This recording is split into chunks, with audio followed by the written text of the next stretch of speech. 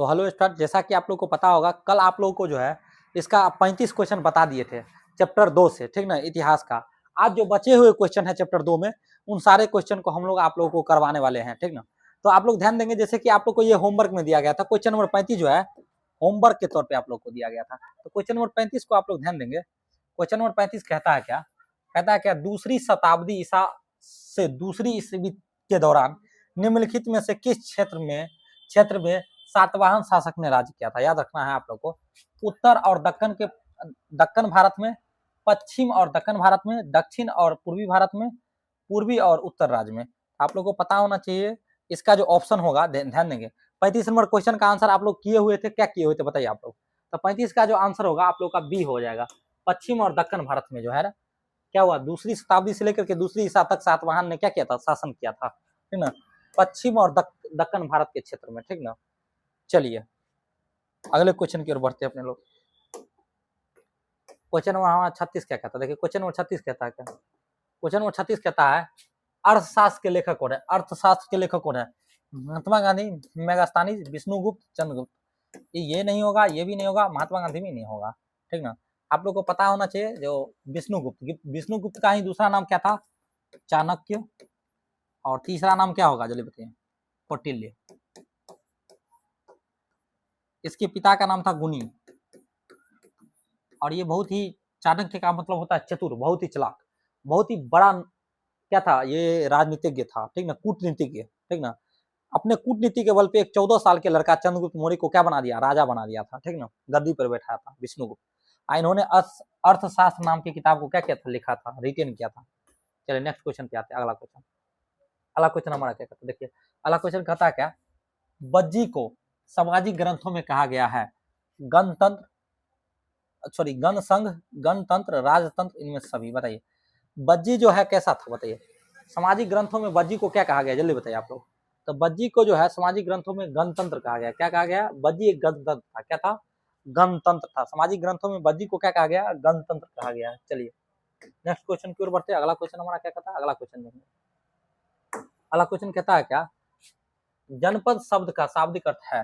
बताइए जहां लोग मवेशी रखते हैं, जहां लोग अपना घर बनाते हैं, ठीक ना। ए और बी दोनों इनमें से कोई नहीं। आप लोग को याद होना चाहिए, जहां लोग मवेशी रखते हैं ये नहीं होगा, ए और बी दोनों नहीं होगा। जहां लोग जो है अपना घर बनाता है, ठीक ना। 38 का आंसर क्या हो जाएगा? बी हो जाएगा। जहां लोग क्या बनाता है? घर बनाता है, उसे हम लोग क्या कहते हैं? जनपद कहते हैं, ठीक ना। तो जनपद का शाब्दिक अर्थ क्या होता है? जहां लोगों का अपना क्या होता है? घर रहता है, उसे ही हम लोग क्या कहते हैं? जनपद कहते हैं, ठीक ना। आप लोग को याद होना चाहिए, ठीक ना। चलिए नेक्स्ट क्वेश्चन की ओर बढ़ते हैं। अगला क्वेश्चन हमारा क्या कहता है? लोगों के निवास स्थान को ही हम लोग क्या कहते हैं? जनपद कहते हैं। देख 39 नंबर क्वेश्चन हमारा क्या कहता है? 39 नंबर क्वेश्चन कहता है क्या, निम्नलिखित में से किसने संस्कृत व्याकरण पर अष्टाध्यायी नामक ग्रंथ लिखी है? आर्यभट्ट, भारद्वाज, चरक, पाणिनि। बताइए अष्टाध्यायी का लेखक कौन है? जल्दी बताइए आप लोग। अष्टाध्यायी का जो लेखक होगा वो कौन होगा? पाणिनि होगा। कौन होगा? पाणिनि। चरक नहीं होगा, ये नहीं होगा, ये भी नहीं होगा, ठीक ना। तो पाणिनि जो है वो किसका लेखक है? संस्कृत व्याकरण में लिखा हुआ अष्टाध्यायी का जो राइटर है वो कौन है? पाणिनि है। चलिए नेक्स्ट क्वेश्चन पर बढ़ते हैं। अगला क्वेश्चन नंबर 40 हमारा क्या कहता है? देखिए क्वेश्चन नंबर 40 कहता है पाटलिपुत्र नगर की स्थापना की गई थी। तो बताइए मुंडक द्वारा? नहीं भाई, मुंडक ने किया था। बिंबिसार द्वारा? नहीं, बिंबिसार ने, उदयन ने किया था। कहीं कहीं पर अजात शत्रु भी नहीं किया था। ये अजात शत्रु जो है इसका पिता था, ठीक ना। अब बिंबिसार कौन था? अगर दादा। चलिए नेक्स्ट क्वेश्चन की ओर बढ़ते हैं। अगला क्वेश्चन नंबर 41 देखिए क्या कहता है? क्वेश्चन नंबर 41 कहता है क्या, तक्षशिला विश्वविद्यालय कहाँ स्थित है? पाकिस्तान में स्थित है, बांग्लादेश में स्थित है, भारत में स्थित है, बर्मा में स्थित है। तो तक्षशिला विश्वविद्यालय आप लोग को बताएंगे। तो भारत में नहीं स्थित है, बांग्लादेश में भी नहीं, बर्मा में नहीं, पाकिस्तान में स्थित है। पहले जो था, ओ अच्छा एक सेकंड, पहले की बात पूछ रहा है यहाँ, सॉरी। यहाँ पर कहाँ स्थित था, ठीक ना। तो वर्तमान का जो जगह है अभी, वर्तमान में पाकिस्तान ही कह सकते, वर्तमान में अभी पाकिस्तान में पड़ता है, ठीक ना। बांग्लादेश, भारत या बर्मा में नहीं पड़ता है, ठीक ना। तो आप लोग को पता होना चाहिए प्राचीन समय में जो भारत भी जो है किसका हिस्सा था? यानी पाकिस्तान भी भारत का ही क्या हुआ करता था? हिस्सा हुआ करता था। लेकिन अभी के दौर में आप लोग से अगर पूछेगा तक्षशिला विश्वविद्यालय कहाँ स्थित होगा, तो पाकिस्तान में होगा, ठीक ना। तो कहाँ स्थित था, तो वर्तमान के पाकिस्तान में स्थित था पहले, ठीक ना। नेक्स्ट क्वेश्चन कर बोलते हैं, अगला क्वेश्चन कहता है क्या, फाहियान किसके शासनकाल में भारत आया था? समुद्रगुप्त, रामगुप्त, चंद्रगुप्त द्वितीय, विक्रमादित्य, स्कंदगुप्त। आप लोग को पता होना चाहिए फाहियान जो है चीनी यात्री था, वो चंद्रगुप्त द्वितीय के काल में क्या आया था, भारत आया था। चंद्रगुप्त द्वितीय के काल में फाहियान क्या आया था, भारत आया था, ठीक ना। आप लोग को पता होना चाहिए। चलिए नेक्स्ट क्वेश्चन करते हैं। बहुत शक्तिशाली राजा था फाहियान, सॉरी चंद्रगुप्त द्वितीय, विक्रमादित्य। देखिए, भारत का नेपोलियन किस शासक को कहा जाता है? अशोक को कहा जाता है, समुद्रगुप्त को कहा जाता है, अकबर को कहा जाता है, चंद्रगुप्त मौर्य को। ये भी नहीं होगा, अकबर भी नहीं होगा, अशोक भी। समुद्रगुप्त मौर्य को, सॉरी समुद्रगुप्त को क्या कहा जाता है, भारत का नेपोलियन कहा जाता है। लेकिन ये तुलना क्या है, गलत है। इतिहासकारों ने ये तुलना गलत कर दिया। एक्चुअल में यूरोप का समुद्रगुप्त जो है किसको कहा जाएगा, नेपोलियन को कहा जाना चाहिए, जो कि आप लोग को पहले क्वेश्चन में करवाए थे। देखिए अगला क्वेश्चन हमारा क्या कहता है, अगला क्वेश्चन हमारा कहता है क्या, कनिष्क का राजरोहण कब था हुआ? बताइए, 48 ईसा पूर्व, 78 ईसा पूर्व, सॉरी ईस्वी में, या 78 ईस्वी में, या 88 ईस्वी में, या 98 में। तो आप लोग को पता है 48 ईस्वी में नहीं था, 78 ईस्वी में, 88 में भी नहीं था, 98 में, 78 ईस्वी में था। कनिष्क का जो राजरोहण था वो 78 ईस्वी में कनिष्क का राजरोहण था। चलिए नेक्स्ट क्वेश्चन की ओर बढ़ते हैं। अगला क्वेश्चन हमारा क्या कहता है, देखिए अगला क्वेश्चन कहता है क्या, मौर्य साम्राज्य का प्रथम शासक कौन था? बिंदुसार, चंद्रगुप्त मौर्य, अशोक, महेंद्र। तो मौर्य साम्राज्य का जो प्रथम शासक था, तो आप लोग को पता होना चाहिए। देखिए यहाँ पर आप देखिए, यहीं पर बहुत सारे स्टूडेंट गलती कर लेता। 45 नंबर क्वेश्चन जो है, बहुत सारे स्टूडेंट क्या करता है, अगर देखिए मौर्य साम्राज्य पूछ रहा है, अगर मगध साम्राज्य रहता, मगध साम्राज्य, या मौर्य काल रहता, मौर्य काल, इन दोनों में से कुछ रहता, तो अपने लोग आंसर करते बिंदुसार का। सॉरी बिंदुसार ने, बिंबिसार था, सॉरी बिंदुसार तो है ही नहीं। लेकिन यहाँ पर, ओ सॉरी, यहाँ पर जो है बिंबिसार का नाम ही नहीं कहीं पे, तो चंद्रगुप्त मौर्य ही क्या हो जाएगा इसका राइट आंसर। मौर्य साम्राज्य का जो संस्थापक है वो कौन था, चंद्रगुप्त मौर्य, ठीक ना। नेक्स्ट, मेगास्थानीज कौन था, बताइए भाई। मेगास्थानी यात्री था, व्यापारी था, राजदूत था, गुलाम था? गुलाम नहीं था भाई, व्यापारी भी नहीं था, यात्री भी नहीं था, राजदूत था। मेगास्थानीज क्या था, राजदूत था। चलिए आई होप कि आप लोग को समझ में आया होगा। नेक्स्ट क्वेश्चन की ओर बढ़ते हैं। अगला क्वेश्चन हमारा क्या कहता है, अगला क्वेश्चन कहता है क्या, धम्म नीति की शुरुआत किसने किया था? चंद्रगुप्त मौर्य ने? नहीं। चंद्रगुप्त द्वितीय ने? नहीं। समुद्रगुप्त? नहीं। अशोक ने किया था। कौन किया था? अशोक। धम्म नीति की शुरुआत किसने किया था? अशोक ने किया था। चलिए नेक्स्ट क्वेश्चन की ओर बढ़ते हैं। अगला क्वेश्चन हमारा क्या कहता है, अगला क्वेश्चन देखेंगे। मौर्य साम्राज्य का तृतीय शासक कौन था, बताइए। मौर्य साम्राज्य का पहला शासक था चंद्रगुप्त मौर्य, चंद्रगुप्त क्या नाम था, मौर्य, ये पहला शासक होगा। दूसरे शासक का नाम होगा, इसका पुत्र का नाम था बिंदुसार, बिंदुसार। और तीसरे शासक का नाम होगा अशोक, इसके पुत्र का क्या नाम था, अशोक, ठीक ना। अशोक है कहीं आंसर में, बताओ। समुद्रगुप्त नहीं, बिंदुसार नहीं, चंद्रगुप्त मौर्य नहीं, ये होगा, ठीक ना। अशोक क्या होगा, मौर्य साम्राज्य का तीसरा शासक होगा। चलिए आई होप कि आप लोग को समझ में आ गया होगा। नेक्स्ट क्वेश्चन की ओर बढ़ते हैं। अगला क्वेश्चन हमारा क्या कहता है, देखिए पाटलिपुत्र नगर की स्थापना कब और किस नदी के किनारे किया गया था? तो बता दें आप लोग को, पाटलिपुत्र नगर की स्थापना कब कह रहा है और किस नगर के किनारे। भाई कब के बारे में तो यहाँ पे ऑप्शन में ही नहीं दे रखा, लेकिन फिर भी हम आप लोग को, गंगा यमुना सरस्वती के संगम पर नहीं, सोन फल्गु गंगा के संगम पर नहीं, पुनपुन गंडक और फल्गु नदी के संगम पर नहीं, गंगा सोन और पुनपुन नदी के, डी होगा इसका राइट आंसर। आप लोग को बता दें, जो उदाइन जो है, उदाइन ने इसकी स्थापना किया था। और उदाइन का कार्यकाल कब था, तब बताते हैं आप लोग को। जैसे कि हर्यक वंश है, हर्यक वंश का कार्यकाल कब तक होगा, बताइए। तो हर्यक वंश का जो कार्यकाल था वो था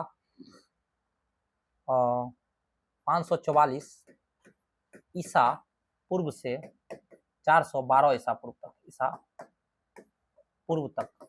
हर्यक वंश में पहला राजा आएगा कौन, बिंबिसार। पहला राजा कौन आएगा, बिंबिसार।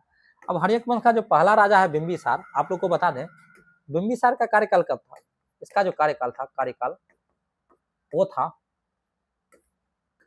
544 ईसा पूर्व से, ठीक ना, 392 ईसा पूर्व तक, ठीक ना।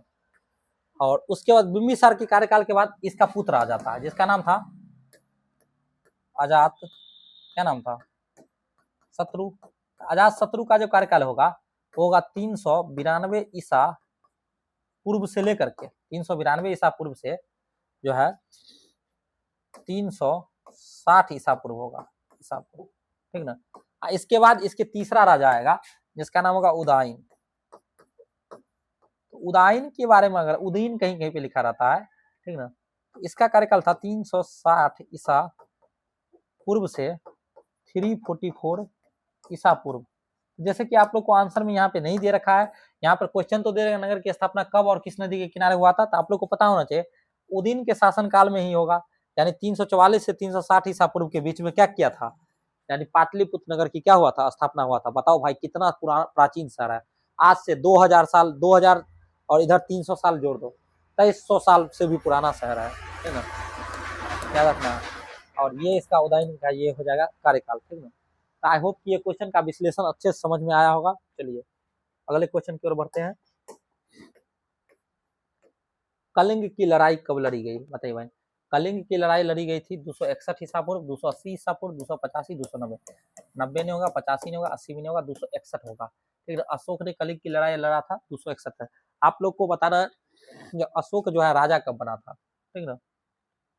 चलिए नेक्स्ट क्वेश्चन की ओर बढ़ते हैं। अगला क्वेश्चन हमारा क्या कहता है, देखिए अगला क्वेश्चन कहता है क्या, अगला क्वेश्चन कहता है मुद्राक्षत किसकी रचना है, कौटिल्य की, विशाखदत्त की, मेगास्थनीज की, इनमें से कोई नहीं। बताइए मुद्राक्षक किसकी रचना है, बताइए जल्दी बोलो। क्वेश्चन नंबर 51 का आंसर आप लोग फटाफट से कीजिए, ठीक ना। आप लोग को पता होना चाहिए विशाखदत्त की रचना है मुद्राक्ष, मुद्राक्षस जो है विशाखदत्त की रचना है, किसका है, विशाखदत्त की रचना है, ठीक ना। चलिए मुद्राक्षस के लेखक कौन है, विशाखदत्त, कौटिल्य नहीं होगा तो वो नहीं होगा। देखिए अशोक का जो कार्यकाल था, अशोक का, अशोक जो राजा बना था, अशोक अपने जो है अपने 99 भाइयों की हत्या करके ठीक ना 269 बीसी में क्या बना, राजा बना। तो याद रखना आप लोग को, अशोक जो है अपने 99 गो भाई को मार करके तब राजा बना, एक दो को नहीं मारा, 99 गो भाई को मार करके तब राजा बना। बताइए कितना क्रूर शासक था। उससे एगो बकलोलिया आया था जिसका नाम क्या था, पद्मावती, पद्मावती एगो बकलोलिया था, उससे जो है शस्त्र त्याग करवा दिया। बताओ, और नाम दे दिया अशोक का शस्त्र त्याग। अब बताओ भाई, अशोक ने शस्त्र त्याग दिया, विदेशी आक्रमण हो गया भारत पर। इसीलिए कहते हैं भाई जिसके पास जितना पावर है उसका रूल उतना ही बेस्ट होगा, ठीक ना। आप लोग को पता होना चाहिए, ठीक ना। इसीलिए पावर बढ़ाओ भाई, है ना। इसका आंसर आप लोग को पता चल गया होगा, नहीं इसका आंसर नहीं पता चला होगा, सॉरी। यहाँ पर क्या है भाई, मगध साम्राज्य की स्थापना किसने किया था, बताइए। अब यहाँ पे मौर्य साम्राज्य नहीं मगध साम्राज्य हो रहा है, ठीक ना। अजातशत्रु नहीं होगा, ये नागदशक नहीं होगा, ये भी नहीं होगा। बिंबिसार ने क्या किया था, मगध साम्राज्य की क्या की थी, स्थापना किया था। आप लोग को पता होना चाहिए बिंबिसार ने 544 ईसा पूर्व में जो है मगध साम्राज्य का क्या किया था, स्थापना किया था। बहुत ही शक्तिशाली एवं योग्य राजा था। इन्होंने 80,000 गांवों को मिला करके एक बड़ा साम्राज्य बनाया, मगध साम्राज्य, ठीक ना। शक संवत का आरंभ किसने किया था, बताइए। अशोक ने किया था, नहीं भाई। चंद्रगुप्त ने किया था, नहीं। हर्षवर्धन, नहीं। हर्षवर्धन या कनिष्क, आप लोग बताइए। 53 का आंसर बताइए, हर्षवर्धन होगा या कनिष्क होगा, जल्दी बताइए आप लोग। आप लोग को पता होना चाहिए हर्षवर्धन भी नहीं होगा। कनिष्क ने क्या किया था, शक संवत, हिंदू धर्म का जो कैलेंडर होता है शक संवत, उसका जो शुरुआत करेगा वो कौन करेगा, कनिष्क करेगा, ठीक ना। ये भी विदेशी मूल के थे, ठीक ना। शक संवत के बाद अपने लोग का कैलेंडर होता है विक्रम संवत, ठीक ना। तो विक्रम संवत भी क्या होगा, एक कैलेंडर होता है जिसको अपने लोग मानते हैं। देखिए अंगोत्तर निकाय के अनुसार महाजन पदों की संख्या कितनी थी। अंगोत्तर निकाय एक पुस्तक है, ठीक ना। उस पुस्तक के अकॉर्डिंग महाजन पदों की संख्या जो है 16 था, 16 महाजन पद था, जिसमें सबसे शक्तिशाली कौन था, मगध जो है सबसे शक्तिशाली महाजन पद था। चलिए नेक्स्ट क्वेश्चन की ओर बढ़ते हैं अपने लोग। नेक्स्ट क्वेश्चन कहता है क्या, चंद्रगुप्त मौर्य का शासन काल क्या था, बताइए। चंद्रगुप्त मौर्य का शासन काल 544 से 412, नहीं भाई ये तो था बिंबिसार का, किसका था, नहीं बिंबिसार का नहीं था भाई, ये हर्यक वंश का शासक काल है, हर्यक वंश। 491 से 459, ये भी नहीं होगा भाई, ये तो था ही नहीं किसी का। 344 से 323 चंद्रगुप्त मौर्य का शासनकाल पूरा है, ये भी नहीं होगा। देखिए 323 से 298 ईसा पूर्व जो है इसका क्या था, कार्यकाल था। आप लोग को पता होना चाहिए 323 से 298 ईसा पूर्व क्या था, इसका कार्यकाल था। कहीं कहीं पे डाटा में लिखा रहता है 322 से 298 लिखा रहता है, कहीं कहीं पे लिखा रहता है 322 से 298, लेकिन राइट आंसर क्या होगा, ये होगा 323 से 298। कहीं कहीं पे 323 से 3 से 297 भी लिखा रहता कहीं कहीं पे, ठीक ना। आप लोग ध्यान देंगे, ठीक ना। चलिए तो D is a right answer, ठीक ना, अकॉर्डिंग टू एनसीईआरटी है, ठीक ना। चलिए ध्यान देंगे। अब यहाँ पे यहाँ क्या कहता है, विक्रम आदित्य की उपाधि किस सम्राट ने ग्रहण किया था, बताइए। चंद्रगुप्त प्रथम नहीं, समुद्रगुप्त नहीं, स्कंदगुप्त नहीं, चंद्रगुप्त द्वितीय को विक्रम आदित्य की उपाधि धारण किया था, ठीक ना। शत्रुओं को नाश करके उसके बाद विक्रम आदित्य की उपाधि राजाओं के राजा के लिए धारण किया था, ठीक ना। नेक्स्ट, मौर्य काल का प्रसिद्ध यूनानी यात्री कौन सा भारत आया था, बताइए। रॉबर्ट सीवेल नहीं भाई, रॉबर्ट सीवेल विवेल नहीं आया था, अलबरूनी भी नहीं आएगा, फ्रांसीसी वर्नियर नहीं आएगा, मेगास्तानिस जो है वो क्या आएगा, मौर्य काल में भारत एंट्री मारेगा, राजदूत था, ये यात्री नहीं था, याद रखना है आप लोग को, ठीक ना। चलिए नेक्स्ट क्वेश्चन की ओर बढ़ते हैं। अगला क्वेश्चन हमारा क्या कहता है, देखिए अगला क्वेश्चन क्या कहता है, देखिए वेन सॉन्ग किस देश के यात्री था, बताइए। यूनान का व्यक्ति था, इटली का था, चीन का था, मोरक्को का था, बताइए। क्वेश्चन नंबर 58 का आंसर देखिए, वेन सॉन्ग किस देश का, आप लोग को पता होना चाहिए। वेन सॉन्ग जो है चीनी यात्री था, कैसा, कहाँ के यात्री था, चीनी यात्री। तो वेन सॉन्ग किस देश के रहने वाला था, चीन के रहने वाला था, ठीक ना। चलिए नेक्स्ट क्वेश्चन की ओर, बस खत्म ही होने वाला है, चैप्टर नंबर 1 खत्म हो जाएगा आप लोग का। देखिए क्वेश्चन बहुत बढ़िया है, निम्नलिखित में से कौन सा विकल्प सुमेलित है, तमिलनाडु में चोल वंश, वारगल में क्या है, होयसाल, ठीक ना, दक्कन में सुल्तान, ठीक ना, उड़ीसा के गजपति। आप लोग को बताना, बताइए। ऑप्शन नंबर 1 2 3 सही है, ऑप्शन नंबर 1 3 2 4 सही है, ऑप्शन नंबर 1 3 4 सही है, ऑप्शन नंबर 1 3 4 सही है। तो ध्यान देंगे आप लोग, तमिलनाडु, तमिलनाडु में चोल था भाई, सही बात है, पहला वाला तो सब में सही होगा, इसका मतलब पहला तीन को में, मतलब चौथा तो आंसर होगा नहीं। आगे ध्यान देते हैं, अगला देखिए, वारंगल होयसाल में, ये भी सही है, वारंगल जो है होयसाल में था, तो वारंगल भाई दूसरा जो है, दूसरा भी होना चाहिए, इसमें दूसरा नहीं तो दूसरा है तो पहला नहीं है, इसमें पहला दूसरा, दूसरा नहीं है, पहला दूसरा। ऑप्शन नंबर ए और बी में बताइए कौन सा होगा। अब तीसरा, दक्कन के सुल्तान नहीं, दक्कन में सुल्तान उल्तान नहीं था भाई, ये गलत है। उड़ीसा में गजपति का शासन था, और 3 गलत है, 1 3 और 4 इसका सही आंसर होगा। तो 1 3 और 4 कौन सा होगा भाई, 1 3 और 4, एक सेकेंड रुकिए, 1 3 और क्या है, 4 नहीं, सॉरी 1 3 4 नहीं होगा, 1 2 और 4 होगा, सॉरी 1 2 और क्या होगा 4, ये 1 2 और 4 राइट आंसर इस क्या हो जाएगा, बी इसका क्या हो जाएगा, सही आंसर होगा, ठीक ना। एलिमिनेट करके इसको इस टाइप के क्वेश्चन को बनाया जाता है, ठीक ना। चलिए नेक्स्ट क्वेश्चन की ओर बढ़ते हैं। अगला क्वेश्चन हमारा क्या कहता है, 7 नंबर क्वेश्चन कहता है कि निम्नलिखित राजवंशों में काला अनुक्रम में व्यवस्थित कीजिए, बताइए। तो काला अनुक्रमण बताइए, सबसे पहले कौन सा वंश आएगा, बताइए। सबसे पहला आएगा नंद, बात सही है, सबसे पहले नंद वंश। भाई नंद वंश कब से कब तक रहेगा, बताइए।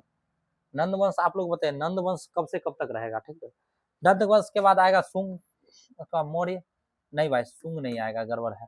पहले नंबर पे आएगा नंद, पहले देखिए पहले नंबर पे सबसे पहले तो हर्यक है, हर्यक वंश के बाद आता है कौन वंश, शिशुनाग, शिशुनाग, शिशुनाग के बाद कौन सा वंश आएगा, नंद वंश। नंद के बाद कौन सा वंश आता है, मौर्य वंश। तो देखिए 1 2 3 4, और उसके बाद कौन आता है नंग, उसके बाद आता है सुंग वंश, सुंग के बाद आता है कनव वंश, और कनव के बाद 7वां नंबर पे कौन आता है, जल्दी बताइए। तो सातवाहन आता है, सातवाहन। तो आप लोग ध्यान देंगे, तो पहले हर्यक है, तो हर्यक दिख रहा है यहाँ पे कहीं पे, नहीं हर्यक नहीं है भाई, शिशुनाग भी नहीं दिख रहा, नंद। तो सबसे पहला नंबर पर तो 1 होगा, तो 1 पहला नंबर, देखिए इसमें भी पहला में 1 नहीं है, इसमें भी पहला में 1 नहीं है, इसमें भी पहला में 1 नहीं है, 1 शुरू में होगा। उसके बाद देखिए, उसके बाद कौन आएगा, मौर्य आएगा, तो मौर्य के माँ में तीसरा, देखिए पहला और तीसरा, पहला और तीसरा इसमें है, पहला तीसरा इसमें है, इसका मतलब ये तीनों तो आंसर होगा नहीं, पहला और तीसरा यही आंसर सही होगा। अब आप लोग ध्यान देंगे, उसके बाद जो आया था आप लोग को सीक्वेंस से पता, मौर्य के बाद कौन आएगा, सुंग तीसरा नंबर पे दूसरा होगा, और चौथा देखिए, तो पहला, तीसरा, दूसरा, चौथा, ये सी इज ए राइट आंसर। इस टाइप का क्वेश्चन बनाना सीखिए, आजकल कंपटीशन में इसी टाइप का क्वेश्चन पूछता है, कूट वाला। कल परसों एईडीओ का एग्जाम हुआ है, एईडीओ के एग्जाम में इसी टाइप का क्वेश्चन पूछा है, बीपीएससी के एईडीओ के एग्जाम में, ठीक ना, खाली कूट और कथन वाला क्वेश्चन है, ठीक ना। चलिए नेक्स्ट क्वेश्चन की ओर बढ़ते हैं। अगला, देवना प्रिय अर्थात देवताओं का प्रिय के उपाधि किस शासक ने धारण किया? चंद्रगुप्त मौर्य नहीं, बिंदुसार नहीं, जयभद्र नहीं, अशोक ने धारण किया था। कौन क्या था? अशोक को प्रियदर्शी शासक भी कहा जाता था, ठीक ना। और देवना प्रिय इसके कहीं कहीं पे अभिलेख में मिला है। चलिए अगला क्वेश्चन, अगला क्वेश्चन कहता है कि अशोक के अभिलेखों में कितने प्रकार के प्रांतों का उल्लेख है? बताइए क्या प्रकार का प्रांत था? 3 प्रकार के, 4 प्रकार के, 5 प्रकार के, 7 प्रकार के। क्वेश्चन नंबर 62 का आंसर है। आप लोग को पता होना चाहिए अशोक के काल में 5 गो प्रांत था। क्या गो प्रांत था? 5 गो प्रांत। चलिए नेक्स्ट क्वेश्चन की ओर बढ़ते हैं अपने लोग।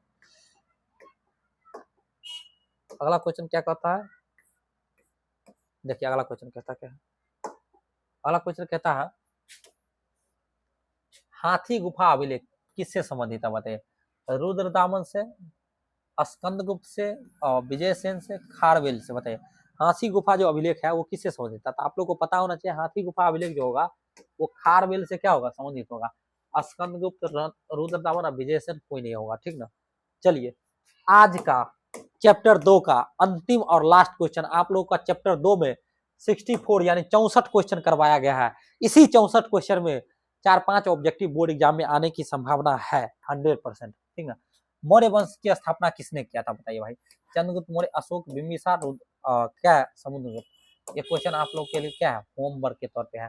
तो आप लोग का जो है हिस्ट्री में आप लोग ध्यान देंगे तो हिस्ट्री जो है, हिस्ट्री, ठीक ना, हिस्ट्री में आप लोग का चैप्टर 1 जो है लेक्चर नंबर 1 और लेक्चर 2 में कंप्लीट है। और चैप्टर 2 जो है, चैप्टर 2 वो लेक्चर 3 और लेक्चर 4 में क्या होगा? कंप्लीट होगा, ठीक ना। तो चैप्टर 1 और 2 क्या हो गया? आपका 4 लेक्चर में टोटल कंप्लीट हो गया इतिहास का चैप्टर 1 और 2। चलिए मिलते हैं फिर नेक्स्ट वीडियो में अगले दिन। जय हिंद।